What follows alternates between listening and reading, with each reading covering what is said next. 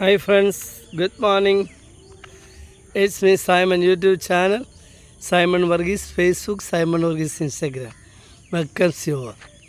Have a fantastic positive day. Yeah, lead your life successfully. Okay. All the best. ഇനി നമ്മുടെ ആവേശത്തോടെ ഈ video എടുക്കണം. അതുകൊണ്ട് 75% എക്സസൈസ് കഴിഞ്ഞ് ഇനി 7 എണ്ണങ്ങളുണ്ട്, അത് പിന്നെ ചെയ്യാൻ നിർത്തും. അത് ഈ വീഡിയോ ചെയ്യാൻ വേണ്ടി കാരണം ഒരു തന്തു എനിക്ക് കിട്ടിയ തന്തു മാഞ്ഞു പോയിരിക്കാൻ പെട്ടെന്ന് വീഡിയോ ചെയ്യുക. ഇതെന്തായാലും വെരി പ്രഷ്യസാണ്. ഞാൻ കഴിഞ്ഞ ദിവസം ഞങ്ങളുടെ കോൺവെൻറ്റിലെ മദറിൻ്റെ ബർത്ത്ഡേ ആയിരുന്നു. ആ ബർത്ത്ഡേ ആഘോഷിക്കാൻ വേണ്ടി ഒരു കുർബാനയൊക്കെ വെച്ച് ഞങ്ങളെല്ലാവരും ഞാൻ CS അത് പറഞ്ഞാലേ നിങ്ങൾക്ക് മനസ്സിലാവുള്ളൂ.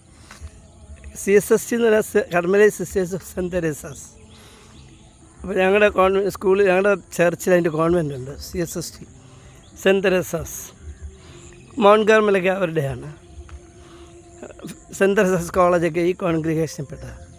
അപ്പോൾ ഞങ്ങളുടെ സിസ്റ്റർ മദർ സുപ്പീരിയർ സിസ്റ്റർ സുനന്ദയുടെ ബർത്ത്ഡേ ആയിരുന്നു. അപ്പോൾ അന്നൊരു കുർബാനയും കൂടെ ക്യാഷിലായിരുന്നു. അപ്പോൾ ഞാൻ അതിൽ ഈ സിസ്റ്റേഴ്സിനെ സഹായിക്കാനായിട്ട് അല്ലെങ്കിൽ അവരുടെ പ്രാർത്ഥനകളിൽ അവരോടൊപ്പം ചേരാൻ വേണ്ടി അസോസിയേറ്റ്സിനെ എടുക്കും. അപ്പം രോഗ്യരായവരെ അവർ തിരഞ്ഞെടുത്ത് അസോസിയേറ്റ് ആക്കും. അപ്പോൾ ഞാനതിലൊരു അസോസിയേറ്റ്, അതിൻ്റെ പ്രസിഡൻ്റ് ആയിരുന്നു അടുത്ത കാലം വരെ. ഇപ്പം ഞാൻ ട്രഷറാണ്. ഇപ്പം എന്നേക്കാൾ മിടുക്കനായൊരു പ്രസിഡൻ്റുണ്ട്. എൻ്റെ ഭാര്യയും ഇതിലെ മെമ്പറാണ്. ഞങ്ങൾ 11 പേരാണ് ഉള്ളത്. അത് 2 പുരുഷന്മാർ, ബാക്കി 9 പേര് സ്ത്രീകളാണ്. അപ്പം ഞങ്ങൾ ഈ സിസ്റ്ററോട് ഇവരുമായിട്ട് ചേർന്നപ്പോൾ ഞങ്ങൾക്ക് പ്രാർത്ഥിക്കാനായിട്ട് കൂടുതൽ അവസരം കിട്ടാൻ തുടങ്ങി. സിസ്റ്റേഴ്സിൻ്റെയൊക്കെ പ്രാർത്ഥനകളിൽ ഞങ്ങളുടെ കുടുംബമൊക്കെ വരാൻ തുടങ്ങി. ഞങ്ങളും അവരോടൊപ്പം യാമങ്ങളിലൊക്കെ പ്രാർത്ഥിക്കാൻ തുടങ്ങി. ഞങ്ങളുടെ ജീവിതത്തിൽ ഒത്തിരി മാറ്റം. അതുകൊണ്ട് ഞങ്ങൾ ഒത്തിരി ഹാപ്പിയാണ്. ഞാനിതുപോലെ ഞങ്ങളുടെ ഫൗണ്ടറസ് mother Teresa centres of Lima accidentally മരിച്ചതാണ്. ആ ട്രെയിൻ ആക്സിഡൻറ്റ് മരിച്ചു. ആ സ്ഥലത്ത് പോയി, മങ്കപട്ടണത്ത് പോയി, ആന്ധ്രയിൽ. ഞങ്ങൾ 7 പേരടങ്ങുന്നൊരു ടീം പോയായിരുന്നു. ഭയങ്കര അനുഭവമായിരുന്നു. അപ്പോൾ ഈ രസമൊക്കെ മനസ്സിൽ വെച്ചുകൊണ്ടാണ് ഞാൻ പറയാൻ പോകുന്ന കാര്യം നിങ്ങൾ കേൾക്കേണ്ടത്. അപ്പോൾ ഞങ്ങളുടെ മദർ ഫൗണ്ടേഴ്സിൻ്റെ ബർത്ത്ഡേ ആയിട്ട് ബന്ധപ്പെട്ട് കുർബാനയൊക്കെ കഴിഞ്ഞപ്പോൾ ഞങ്ങൾക്കൊരു ബ്രേക്ക്ഫാസ്റ്റ് തന്നു അവിടുന്ന്. ആ ബ്രേക്ക്ഫാസ്റ്റിൽ 2 ലെജൻസ് എത്തിച്ചേർന്നുണ്ട്. ഒന്ന് ഞങ്ങളുടെ ബഹുമാനപ്പെട്ട വികാരി അച്ഛൻ തന്നെയാണ്, ജോസഫ് കാനപ്പള്ളി അച്ഛൻ. അദ്ദേഹം ഒരു ബൈബിൾ പണ്ഡിതനാണ്. എന്നോട് പറഞ്ഞിരിക്കുന്ന എൻ്റെ ഓർമ്മ ശരിയാണ്, 48 ടൈംസ് ഈ ഗവേഷണം പോലെ അല്ലാതെ ബൈബിൾ കണ്ടിന്യൂസ് ആയിട്ട് വായിച്ചത്.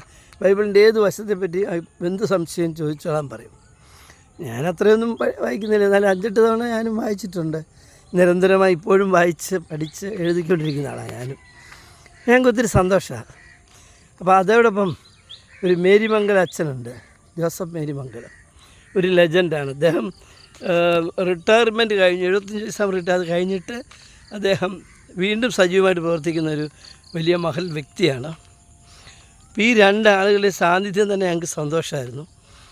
അപ്പം ഞാനിത് പറയുമ്പോൾ നിങ്ങൾ മനസ്സിലാക്കിക്കൊള്ളുക, എന്തെങ്കിലും ഒരു അവസരത്തിൽ നിങ്ങൾക്ക് ബൈബിളിനെ സംബന്ധിച്ച് എന്തെങ്കിലും സംശയം ഉണ്ടെങ്കിൽ ജോസഫ് കാനപ്പള്ളി അച്ഛനെ സമർപ്പിച്ചാൽ. ഇപ്പോൾ അദ്ദേഹം പാക്കിൽ സെൻറ്റ് തെരേസാസ് ദേവാലയത്തിൻ്റെ വികാരിയും കൂടെയാണ്, റിട്ടയർ ചെയ്യാനായിട്ടിരിക്കുകയാണ്. അത് തീർത്തു തരും. മോറോവർ ഇവർ 2 പേരുടെയും തലയ്ക്കയച്ചുള്ള പ്രാർത്ഥനയ്ക്ക് ഭയങ്കര പവറാണ്. നിങ്ങളേത് ജാതി ആയിക്കോട്ടെ, ഏത് മതം ആയിക്കോട്ടെ, നിങ്ങൾക്കൊരു പ്രശ്നമുണ്ടെങ്കിൽ ഒരു കൗൺസിലിംഗ് വേണമെന്നായിക്കോട്ടെ, ഇവിടെ ഇത് സൗജന്യമായിട്ട് കിട്ടും, പൈസയൊന്നും കൊടുക്കണ്ട. അടുത്ത അച്ഛന് ചായ തരാം, വിടത്തുമില്ല. ഞങ്ങളുടെ കാനപ്പള്ളി അച്ഛൻ്റെ ആ ഒരു സ്നേഹങ്ങൾ ഇപ്പം നമ്മൾ ചെന്ന് കഴിഞ്ഞാൽ നമ്മളാരാ ഒരു പക്ഷേ ഞങ്ങൾക്ക് അച്ഛൻ തന്നെ ചായ ഇട്ട് പലപ്പോഴും തന്നിട്ടുണ്ട്. അപ്പോൾ അതുകൊണ്ട് നിങ്ങൾക്കൊരു ചായയും പ്രതീക്ഷിക്കാം, ബൈബിളുമായിട്ടുള്ള കാര്യങ്ങൾ ചോദിക്കാം. അപ്പോൾ ഞാൻ ഈ വിഷയത്തിലേക്ക് വരാം. അപ്പോൾ ഈ ബ്രേക്ക്ഫാസ്റ്റ് കഴിച്ചുകൊണ്ടിരുന്നപ്പം ചില പ്രശ്നങ്ങൾ, അതായത് ചില ധനികരായിട്ടുള്ള ആളുകൾ ചോദിക്കാതെ തന്നെ ചാടിക്കയറി വലിയ ഓഫറുകളൊക്കെ ചെയ്യും, കൊടുക്കും. അപ്പോൾ അവരുടെ വിചാരം ഇതൊക്കെ കൊടുക്കുമ്പോൾ ഇവരെല്ലാം എന്നെ അങ്ങ് സ്നേഹിക്കണം എന്നാണ് വിചാരേ. അങ്ങനെ മനുഷ്യൻ സ്നേഹിക്കാൻ പറ്റുമോ? അപ്പോൾ എന്തെങ്കിലും ചെറിയ വിഷയം ഇയാൾ ഇതെല്ലാം വിളിച്ചു പറയുകയും ചെയ്യും. സന്ദർഭത്തിൽ തന്നൊരു ചർച്ചയാണ്. അപ്പം നമ്മുടെ അച്ഛൻ എന്ന് പറയുമ്പം കാനപ്പള്ളി അച്ഛനല്ല, നമ്മുടെ പേര് പെട്ടെന്ന് വിട്ടു.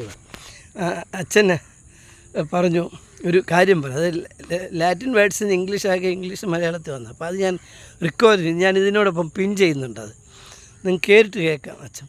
അച്ഛൻ പറയുന്നത് സുഹൃത്ത് ബന്ധം വേണം, കഠിനമായി വേണം, ബൈബിൾ പഠിപ്പിക്കുന്നത്. പക്ഷേ അതൊക്കെ ഒരു ജെൻറ്റിൽമെൻസ് ലെങ്ത്തും വേണം, ഒരു മാന്യമായ അകലം പാലിച്ചുകൊണ്ട് വേണം. ഇപ്പോൾ ഒരു കൂട്ടുകാരൻ, അയൽക്കാരൻ അവിടെ എപ്പോഴും നമ്മൾ കയറി ചെല്ലുക, അവരുടെ പ്രൈവസിയൊക്കെ പൊട്ടിച്ച് കളയുക, അങ്ങനെയല്ല. ഇപ്പം ബൈബിൾ പഠിപ്പിക്കുന്നത് എന്താ?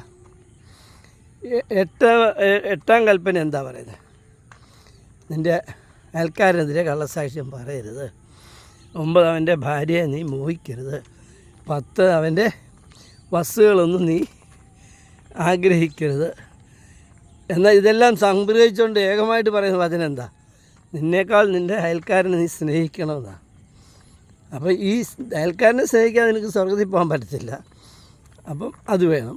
The main time you must keep a gentle distance between us and the neighbour or friend എന്നാണ് പറയുന്നത്. അപ്പോൾ അതിനെ ഇംപ്രിഗ്നേറ്റ് ചെയ്യുന്ന ഒരു വചനം അച്ഛൻ പറയും. ഞങ്ങളെല്ലാവരും അമേസിങ് ആയി. ഞാൻ റെക്കോർഡ് ചെയ്തു, വീഡിയോ എടുത്തു, അതിൻ്റെ അവിടെ ഇടുന്നുണ്ട്.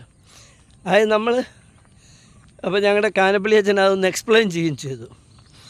നമ്മൾ സൗഹൃദം, അപ്പോൾ എന്നോട് അത് കഴിഞ്ഞ് പറഞ്ഞു, സാമ ഞാനിങ്ങനെ സൗഹൃദം സൂക്ഷിക്കുമ്പം ഓൾവേസ് ഒരു ജെൻറ്റിൽമെൻസ് ലെങ്ത് ഉണ്ടാകും, ഒരു വിടവുണ്ടായിരിക്കും. അതല്ലാതെ അതിനപ്പുറം പോയാൽ ശരിയാകത്തില്ലെന്ന് പറയും. അപ്പം ഞാൻ ചോദിച്ചു, അച്ഛാ എന്നോടും അങ്ങനെയാണോ? എല്ലാവരോടും കൂടെയാണ്. അതായത് നമ്മൾ ഏത് ബന്ധം കീപ്പ് ചെയ്യുമ്പോഴും ഒരു ജെൻറ്റിൽമാൻസ് ഡിസ്റ്റൻസ് വേണം. ഒരു അയൽക്കാരൻ നമ്മൾ അങ്ങോട്ട് സ്നേഹിക്കുമ്പോൾ അവൻ്റെ വീട്ടിൽ നിന്ന് ഇറങ്ങാതെ നിൽക്കുക, അവൻ്റെ പ്രൈവസിയൊക്കെ അവിടെ ഉണ്ട്. നമ്മൾ അവനെ സ്നേഹിക്കണം, പക്ഷെ അതിനൊരു ലെങ്ത് വേണം, ഒരു ഡിസ്റ്റൻസ് വേണം. ഓക്കെ, അപ്പോൾ അതിനെ എനിക്കിഷ്ടപ്പെട്ടു. നമ്മുടെ ജീവിതത്തിൽ അത് ഒത്തിരി പ്രയോജനപ്പെടുന്നതാണെന്ന് എനിക്ക് തോന്നിയത് കൊണ്ടാണ് ഞാനിത് ആവേശത്തോടെ ഇത് വീഡിയോ ചെയ്യുന്നത്. അപ്പം ഞാൻ പറഞ്ഞ കാര്യങ്ങൾ ശ്രദ്ധിക്കുക.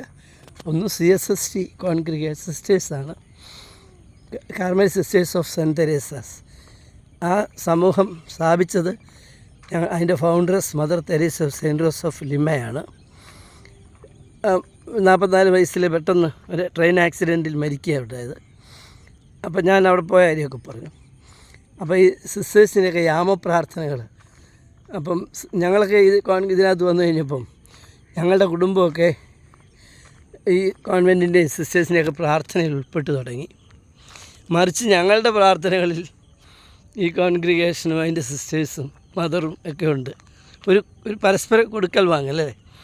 അപ്പോൾ അങ്ങനെ നിൽക്കുക. അപ്പോൾ ഞങ്ങളുടെ എനിക്ക് നിങ്ങളോട് പറയാനുള്ളത്, ഞങ്ങളുടെ founders Mother Teresa of Saint Joseph ലിമയുടെ കാനനൈസേഷൻ നടപടികൾ നടക്കുകയാണ്. റോമിൽ വിശുദ്ധയായി പ്രഖ്യാപിക്കാൻ വേണ്ടിയുള്ള കാര്യങ്ങൾ നടക്കുകയാണ്. അതിനുവേണ്ടി ഒന്ന് പ്രാർത്ഥിക്കണം. നിങ്ങൾ പ്രാർത്ഥിക്കുന്നവർ, നിങ്ങൾ എല്ലാവരും കാതലിക്കാനൊക്കെ എല്ലാ ജാതിക്കാരും, നിങ്ങൾ നിങ്ങളുടെ ദൈവത്തോട് പ്രാർത്ഥിച്ചാലും മതി.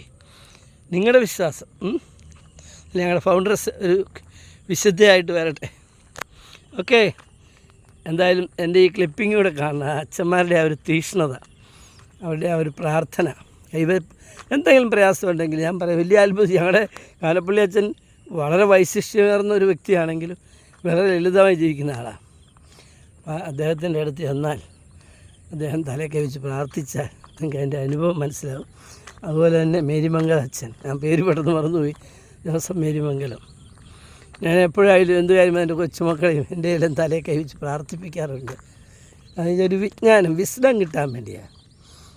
വിസ്ഡം ദൈവികദാനാണ്. നമുക്ക് അറിവ് ലഭിക്കണമെങ്കിൽ നാം അതിനൊരുങ്ങണം, പ്രാർത്ഥിക്കണം, വിസ്ഡം നേടാൻ വേണ്ടി ഈശോ അനുഗ്രഹിക്കണം എന്നൊക്കെ വിചാരിക്കുന്ന ആളാണ് ഞാൻ. അപ്പം നമുക്ക് അതിനു വേണ്ടിയും പ്രാർത്ഥിക്കാം. Okay, all the best. Have a fantastic positive day. Praise our God.